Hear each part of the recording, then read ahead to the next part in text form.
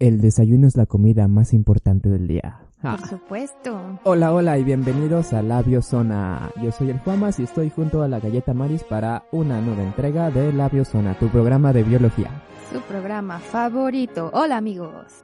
Estás entrando a la biozona. T-minus 15 seconds. Guidance is internal. 12, 11, 10, 9. Ignition sequence start. 6, 5, 4, 3, 2, 1.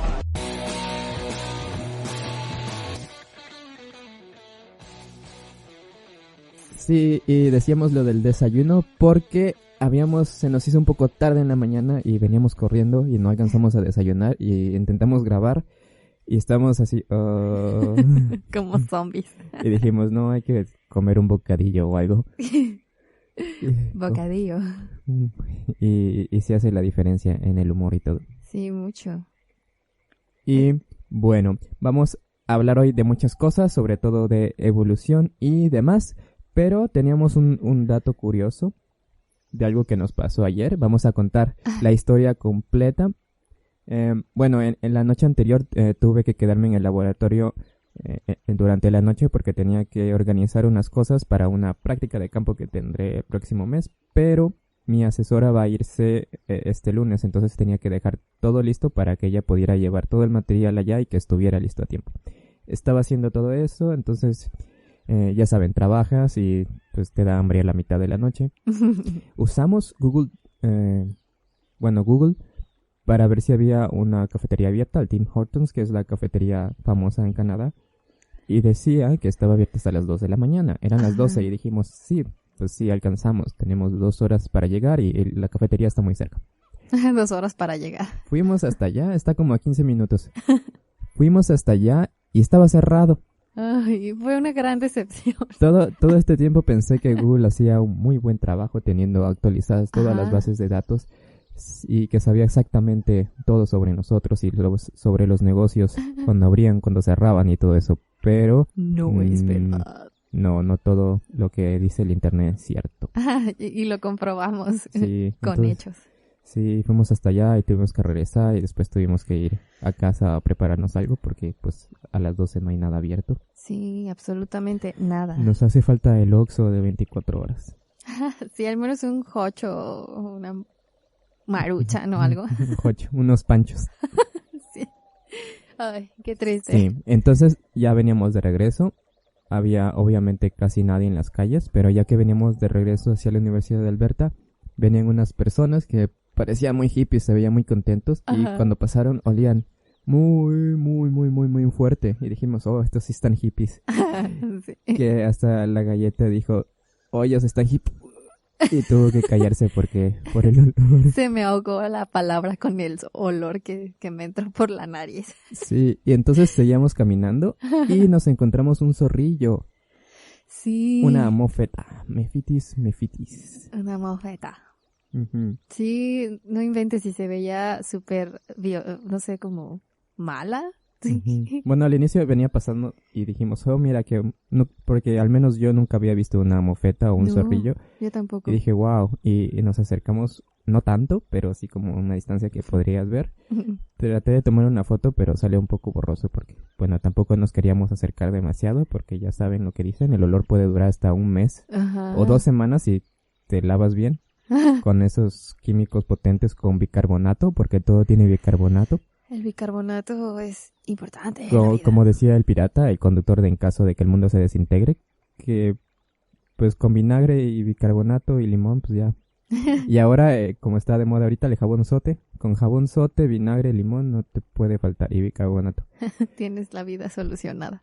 Pero bueno, lo vimos y estábamos ahí y se veía como tranquilo, pero como nos vio que nos quedamos viendo. Y nos acercamos un poco. Y se puso así como al tiro, así de, ¿qué están haciendo? Se ven muy violentos, se ven malas. Ajá, es que se puso como la defensiva y paró la colita, ¿no? O sea, Uh-huh, la cola estaba así completamente recta.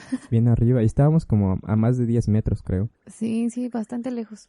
Uh-huh, lo suficiente para verla, pero no tanto porque, bueno, según yo, pueden lanzar su chorro hasta 2 metros. Ajá. Y sí, entonces es como orina lo que tiran, pero según internet viene de glándulas anales profundas. Y estábamos, entonces nos dio curiosidad qué es lo que tiene la orina del zorrillo. Pensamos, nuestra primera suposición era que tenía urea o urea, como yo lo conozco, pero al parecer Ajá. urea es la palabra adecuada, aunque en Ecuador decimos urea. Urea. Pero bueno, urea. Pensamos que era eso, como orina muy, muy, muy concentrada y que apestaba mucho. Ujú. Y dijimos, bueno, el fertilizante tiene urea y Ajá. está muy concentrado. Mi mamá es ingeniera agrónoma, entonces he visto esos paquetes de urea que está muy concentrado y que huele fuerte, pero no siento que es así el olor que describen. Nunca he olido el aroma de un zorrillo, pero siento que no es ese olor penetrante que dicen que te espantas. Porque tenías una historia con tu jefe, ¿verdad? Ajá, mi jefe decía que lo había, bueno, ni siquiera lo orinaron directamente. Una mofeta orinó su casa de campaña desde afuera, pero dice que así, aunque él estaba dentro y la mofeta afuera, que apestaba excesivamente horrible y que era un olor muy penetrante. Y yo le pregunté acerca de si era un olor como a urea o algo así y dijo que sí, que probablemente. Yo lo que me imaginaba era que tal vez olía así como cuando vas bajando las escaleras del metro. Un olor así bien intenso a orines, ¿no? Yo me imagino algo así, pero la verdad es que no sé. Sí, esa era nuestra primera suposición. Y Ajá. dijimos, bueno, a lo mejor no es urea, a lo mejor es amoníaco, que es NH4, entonces está Ajá. como más concentrado, es más tóxico Sí. y demás, pero también usan amoníaco para limpiar, ¿no? Sí. Entonces sí es penetrante, pero sentía que esta no era el olor, porque lo describen como algo que no quieres aguantar ni un segundo más, que es como desesperante, eso es como, ya, quíteme este olor de encima, Ajá. y que no se quita con nada, porque el amoníaco y todo eso lo puedes lavar y se disuelve en agua, al menos la urea. El chiste es que se disuelve en agua, ¿no? Por eso puedes Sí. orinarla. Ajá, exacto. Y entonces, apestaría muy feo, sí, pero te lavarías y ya. No Y sí. duraría un mes. Ajá. Sí, En- exacto. Ujú. Entonces nos fuimos al poderoso Google, que ya nos había fallado una vez. Y vimos que el causante del olor es el azufre, pero un grupo del azufre en particular, que es el tiol, que es SH. Ujú. Entonces, uno de los compuestos que tiene el zorrillo en sus glándulas anales es el N-butilmercaptano. Mercaptano. Es como si recuerdan sus clases de química orgánica, de esas rayitas así, que suben y que bajan, que suben y que bajan. Ajá. Y al final el grupo funcional, que es SH. Es el azufre el que da el olor. Por eso dicen que huele a diablo, porque por el azufre, lo profundo. Y este sí es un Apestoso. olor penetrante y muy Sí. fuerte. Pues no sé si es ese mismo tipo de azufre, pero es como el que huele como a huevo, ¿no? Ujú, a huevo podrido. Ajá. ¿Es ese azufre? ¿Ese No, tiol? no este, ¿No? pero sí ese tiene azufre y supongo que sí tiene algún grupo de tiol, pero creo que es Ajá. ácido sulfúrico, uno de esos grupos. Ok. SH algo, Ujú. una de esa familia. Ok. Entonces es un olor peor que huevo podrido. Ajá, es peor que Ay. huevo podrido. Qué horrible. De hecho, me sorprendió porque justo el experimento que estaba diseñando es sobre tafonomía.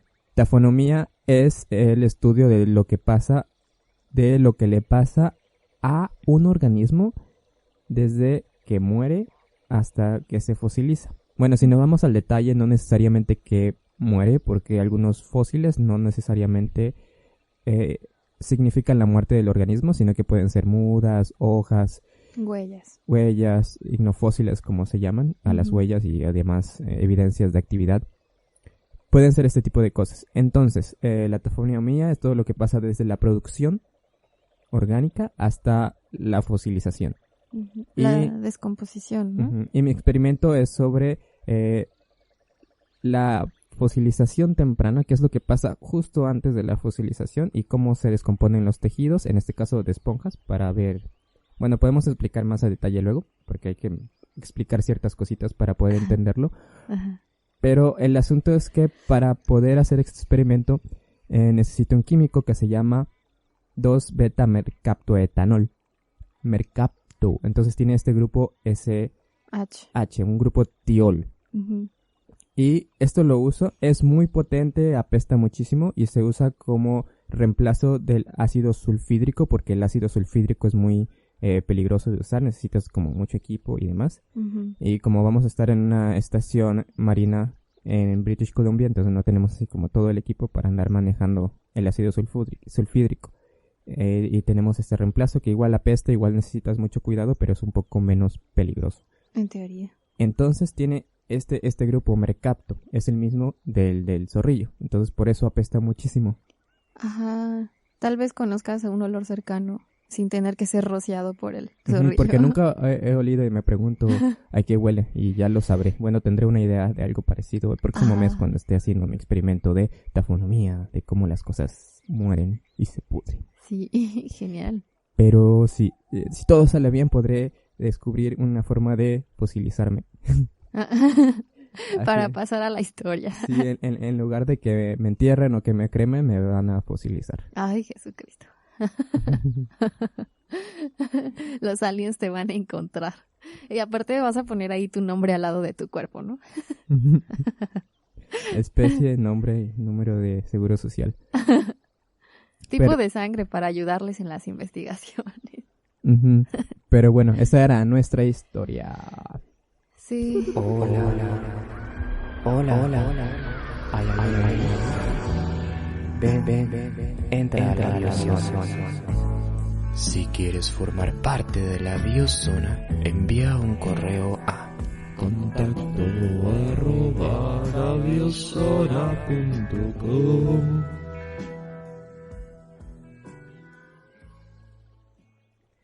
Bien, ahora sí, vamos a empezar con lo de hoy.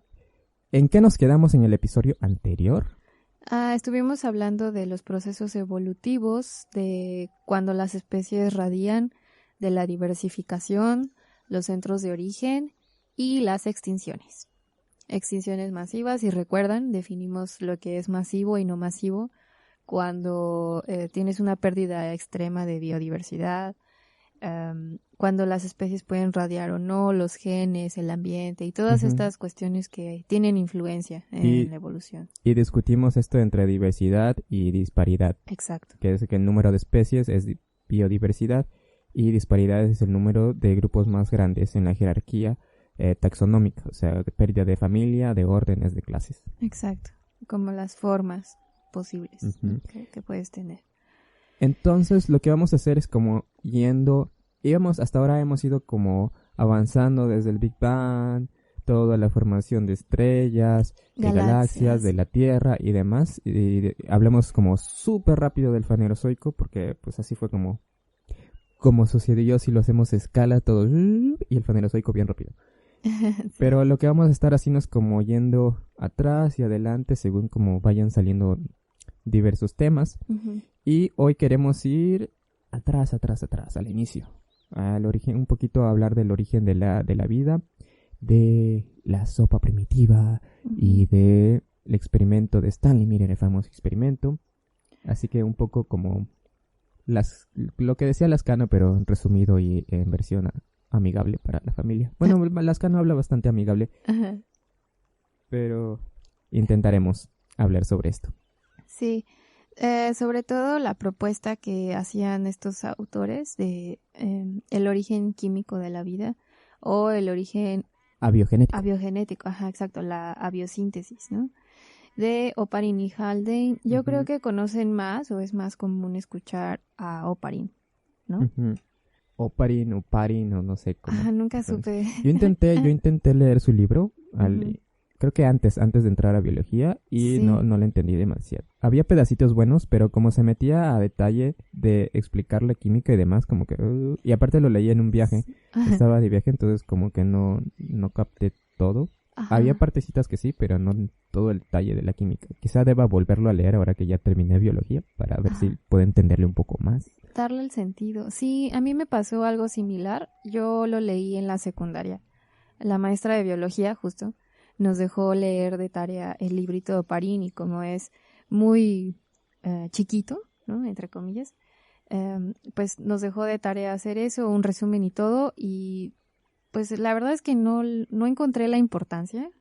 Dije, está padre, ¿no? Pero no le di como el sentido, ¿no? Y realmente es algo muy, muy importante, es una de las teorías más extraordinarias, ¿no? Que Sí, se han es un presentado librito chiquito en tamaño, pero sí está muy denso en la química información. y en el alcance, en la profundidad de lo que dice. Sí, exactamente. Porque lo que dice básicamente es que hay una conexión entre la materia no viva y la materia viva. Es Ajá. decir, que la vida no es algo como sorprendente, metafísico, único, sino que se desprende de las leyes químicas, Ujú. que a su vez se desprenden de las leyes físicas. Entonces no hay nada extraordinario en la vida, sino que es muy compleja, sí, pero se puede explicar a través de procesos naturales. Ajá, exactamente. Y que la vida puede surgió una vez en este planeta, y entonces nada impide que pueda formarse en otro lugar, dadas las mismas condiciones que hubieron aquí cuando se formó la vida.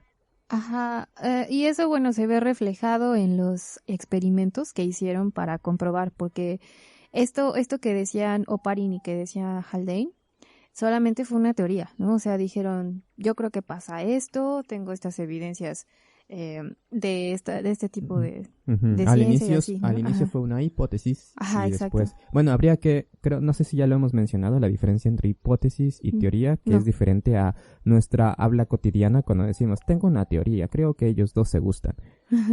Entonces, cuando hablamos normalmente, decimos teoría algo que pensamos. Ajá, Pero en el mundo científico eso es una hipótesis, un Sí. planteamiento sobre un problema. Es más cercano a una hipótesis científica, por así decirlo, pero Ajá. no es una teoría. ajá, exacto. Una teoría es algo que ya ha sido comprobado muchas veces. Exacto. O sea, una teoría es un modelo sobre la realidad. No necesariamente es toda la verdad o lo más completo, pero es Más pero sí viable. es lo más completo que se tiene hasta el momento. Ajá. Por ejemplo, la teoría de la selección natural. Tenemos que es todo un modelo sobre cómo funciona la evolución por medio de selección natural. Ujú. Cada que se descubren nuevas cosas, se va modificando un poco, pero el núcleo central de la teoría se mantiene fuerte. Explica un fenómeno real. Exacto. Ujú. La teoría puede ser debatida, pero el fenómeno no. Sabemos que la evolución es un hecho y la teoría puede sufrir ciertas modificaciones. Pero es una teoría, es un compendio bastante fundamentado sobre nuestro entendimiento sobre un fenómeno real, sobre un fenómeno natural. Ajá. Eso es una teoría científica. Por ejemplo, la gravedad, la teoría de la gravedad. Es una teoría, no por eso significa que va a ser mentira y vamos a empezar a flotar, porque la gravedad es un hecho.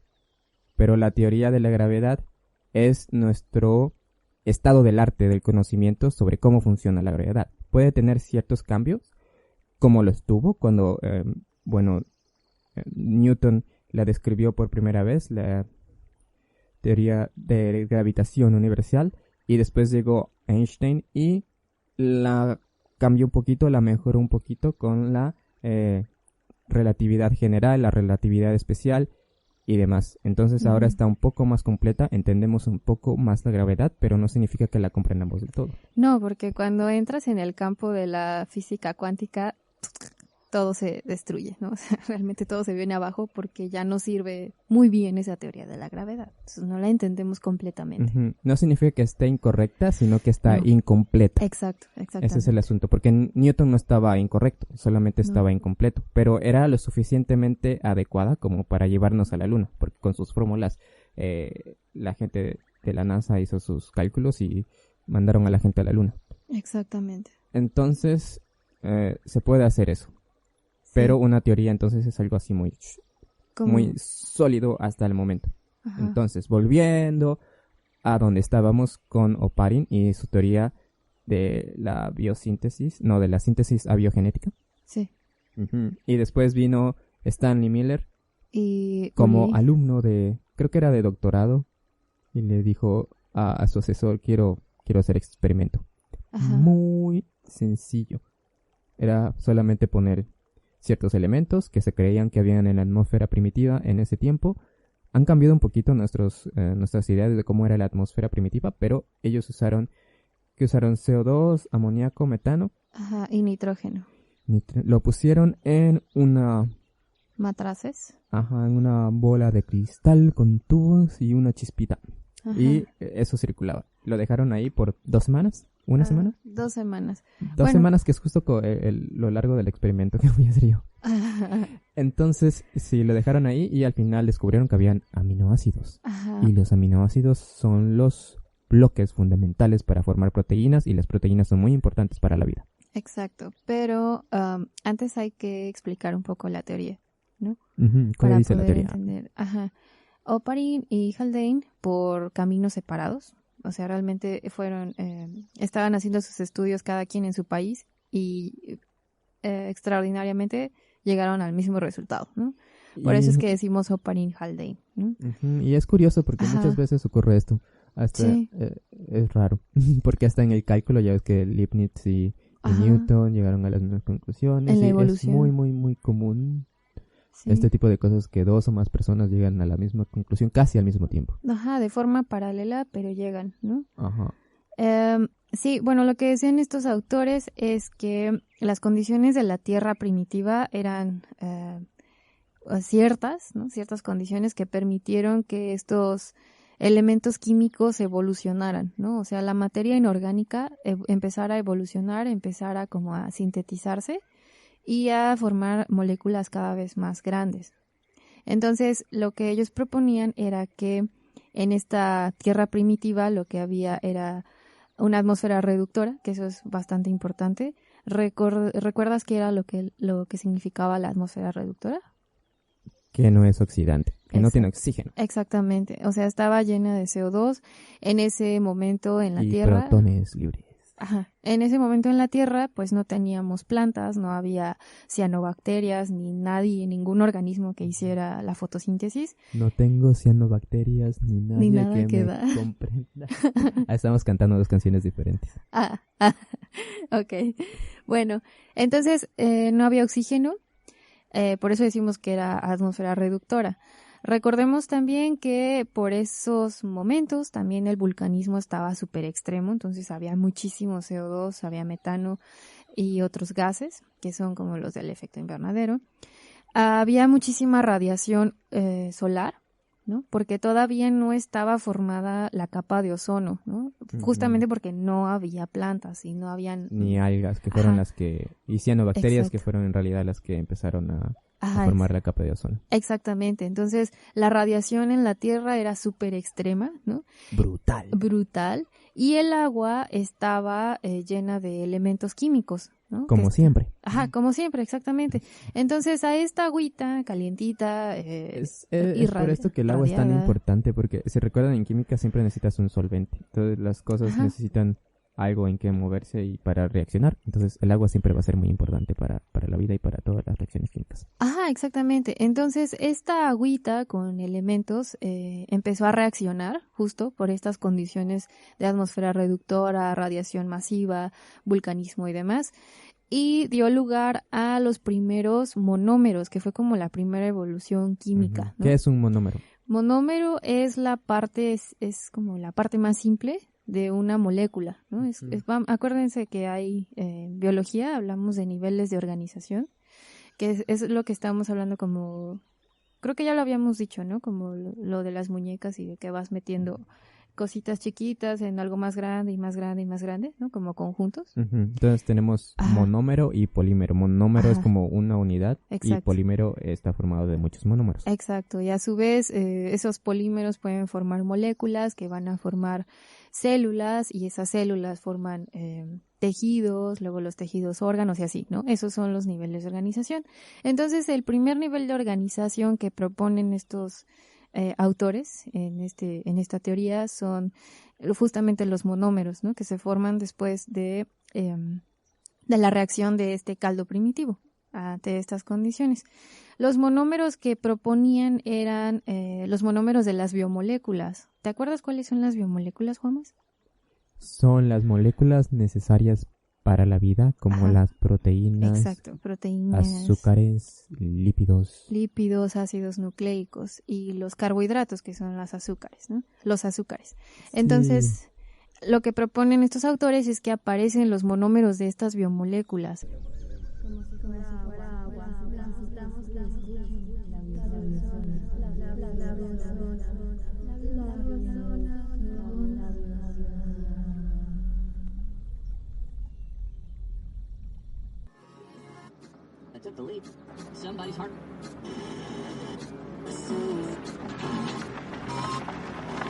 Está sintonizando a la biozona. Los monómeros que proponen que aparecieron en este caldo, ¿no? Después de la evolución química, fueron los monómeros de las biomoléculas.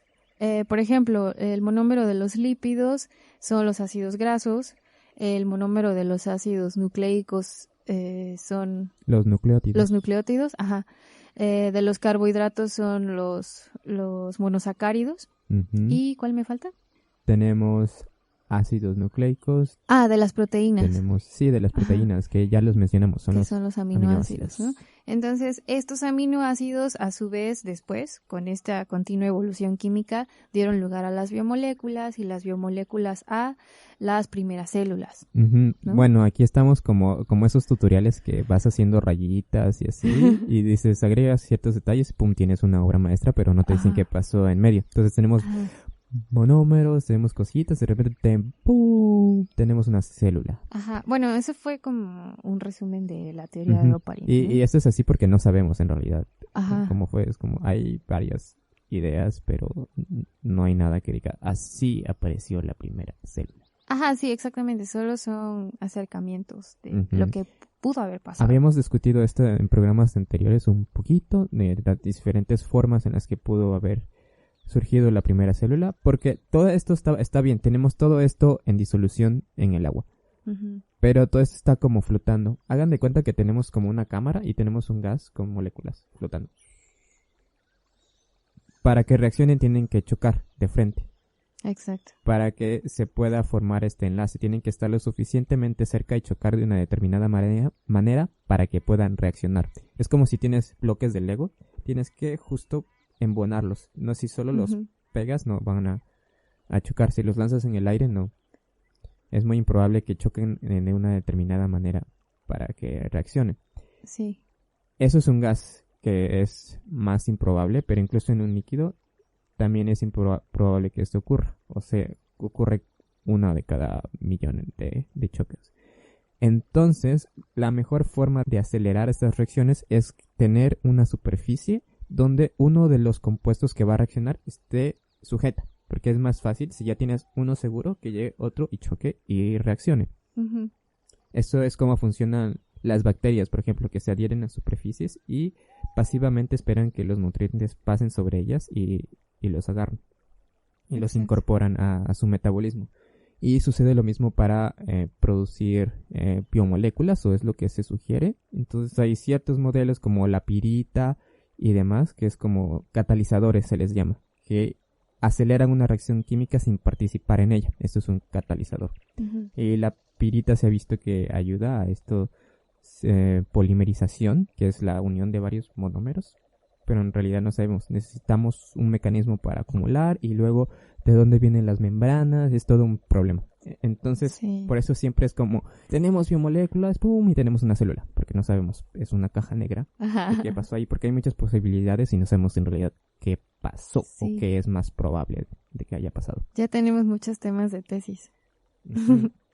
Cada pequeña cosita. Sí. Ya saben, creo que también hemos dicho esta frase, ya estamos repitiéndonos mucho, pero estamos rodando alrededor de este tema, rodando alrededor de que nuestra ciencia es lo más avanzado que tenemos, es el arma más poderosa que tiene la humanidad para descubrir cosas Ujú. y aún así palidece ante la complejidad del universo. Justo el otro día estaba leyendo algo sobre cómo es el pensamiento científico y todo eso, y cómo Newton describía su relación con la ciencia y con la naturaleza. Él se pensaba como un niño jugando en la playa, en esta playa del conocimiento. Estaba en la playa y él decía que él jugando encontraba así algunas conchitas que eran como divertidas o curiosas, y frente a él todo el océano, el vasto océano de conocimiento infinito que estaba lejos de su alcance, porque él es un niño jugando en la playa. Y si Newton era un niño jugando en la playa, ¿nosotros qué somos? El chimpancé. Pero bien. Y eso que está raro porque siempre mencionan a Newton como muy arrogante y así, pero en sus escritos como que se contenía un poco. Porque esto es muy, muy humilde. Sí. Reconocerte que no eres así, y esto de estar a hombros de gigantes y demás. Entonces, Newton es una figura muy curiosa. Quizá luego podemos hacer episodios biográficos y podemos incluir vida de Newton, de Darwin, de Einstein y demás. Estaría interesante. Sí. Si les gusta, escríbanos a contacto@labiosona.com. Sí. Bueno, continuamos con ¿en dónde estábamos? Sí, bueno, terminamos de explicar lo que proponían Oparin y Haldane en su librito, ¿no? Uh-huh. Y esto, bueno, ellos no lo comprobaron realmente, solamente lo propusieron, ¿no? O sea, dijeron, esto pasó, esto y esto y esto, tengo estas evidencias, únicamente reportes, ¿no? De lecturas o no sé. Y como que juntaron todo el conocimiento, así como Darwin, ¿no? Todo el conocimiento que aprendieron de muchos lugares, lo juntaron y dijeron, pues yo creo que pasaba esto. Sí, perdón que interrumpa otra vez, pero mantén ese pensamiento ahí. Sí. Porque justamente esto me recordó que estaba leyendo sobre la vida de un famoso paleontólogo que se llama Raup. Uh-huh. Gould escribió sobre él cuando murió y decía, él es el paleontólogo más influyente del siglo y sin embargo nunca excavó un dinosaurio. Ajá. Fue presidente de la Sociedad Paleontológica y demás. Ajá. Pero lo que él decía es que se interesó en la paleontología porque era un campo abierto de muchos datos que nadie estaba analizando. La paleontología por más de un siglo se dedicó a colectar fósiles y era más una disciplina geológica. Entonces colectaban todo lo que había. Su objetivo era encontrarlo todo. Entonces tenías toda esta cantidad de datos morfométricos, de fósiles, de otros datos, y nadie estaba haciendo matemáticas ni estadística con ellos. Y Raup estudió matemáticas y geología y un poco de economía en Harvard, entonces él sabía. Órale. Y lo que hizo fue hacer modelos matemáticos y él describió el morfoespacio. Bueno, y esto ya salirse mucho de tema, pero rápidamente lo que él hizo fue describir matemáticamente las formas de todas las conchas de los moluscos. Ajá. Y vio de todo lo que era posible y vio que las formas reales ocupan solo una pequeña parte. Entonces empezó a ver esta pregunta de ¿por qué? Ajá. Y cambió el rumbo de muchos paleontólogos. Entonces esto a lo que quería llegar era que es necesario esto de analizar los datos. Ahí la información está ahí para que alguien llegue y la analice. Ajá, realmente, aunque ya hemos experimentado problemas con eso, ¿no? Bueno, no tanto que llegue al análisis, pero allá están las cosas. Lo importante es hacer las preguntas adecuadas, como Darwin, que lo que hizo fue un compendio enorme de todo lo que había allá afuera y hacía las preguntas adecuadas. Exactamente. Y esto también es lo que hace el pensamiento científico. Darwin, él mismo se describía como una persona no muy lista, no muy rápida, pero sí muy cuidadosa, muy metódica, muy crítica.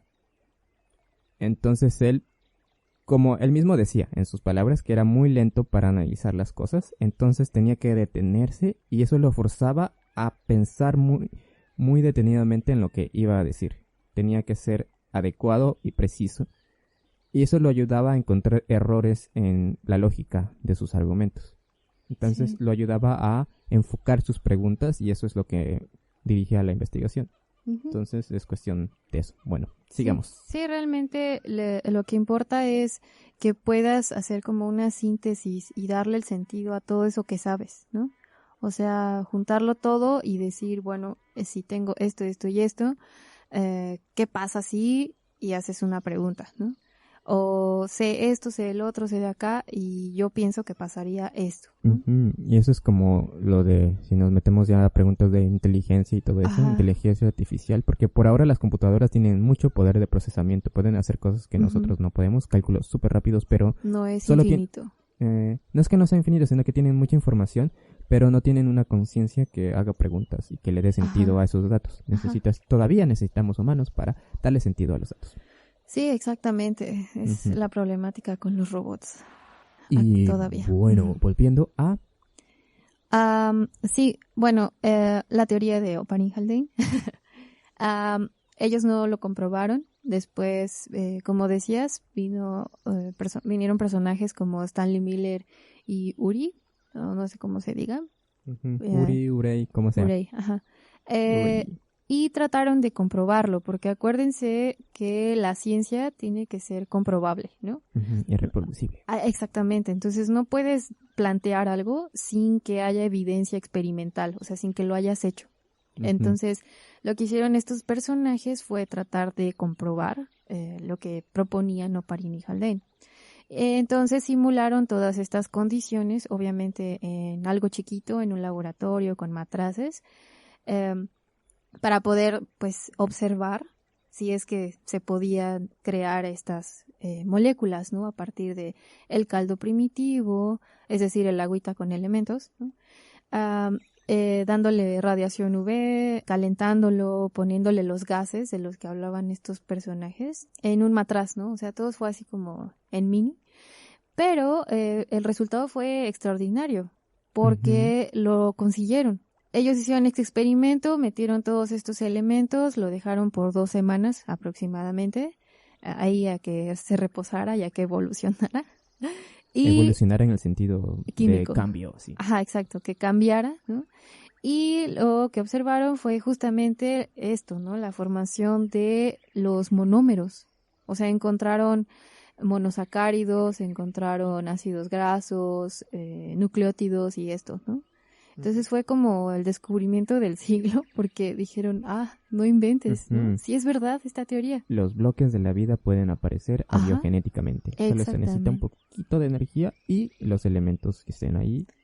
Y incluso se han encontrado aminoácidos en meteoritos. Sí, es eso. Eso mete mucho ruido, ¿no? Pues no ruido, es como wow. Porque Ajá. en realidad los componentes de la vida son abundantes. Están por todos lados en el universo. Hay un montón de agua, hay un montón de compuestos esenciales para formar monómeros. Solo se necesitan las condiciones adecuadas para que se junten y que llegue a esa caja negra en la que tenemos monómeros, polímeros y después tenemos células. Y eso es lo que aún no sabemos, pero podemos hablar un poco más del mundo de ARN y de esas cosas en la próxima emisión porque se nos está acabando el tiempo. Se pasa muy rápido cuando hablas sobre el origen de la vida. Cuando hablas de lo que te gusta. Ajá. Entonces, envíenos sus comentarios a contacto@labiosona.com y en el siguiente episodio estaremos hablando sobre el mundo de ARN y quizá la naturaleza del ancestro común de toda la vida. Su abuelito. Que se llama Luca. Ajá. Es un nombre muy gracioso. Last Universal Common Ancestor. Luca. Ajá. Es nuestro abuelo. Ok, entonces esto ha sido muy divertido. Nos vemos en la próxima emisión de La Biosona. Sintonícenos, amigos. Cuídense mucho. Chao. Chao.